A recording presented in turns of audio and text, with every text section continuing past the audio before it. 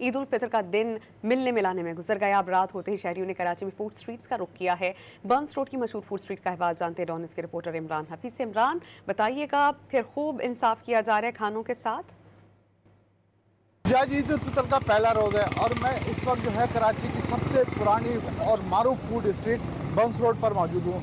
यहाँ पर शहरियों की बहुत बड़ी तादाद जो है यहाँ पर पहुँची है।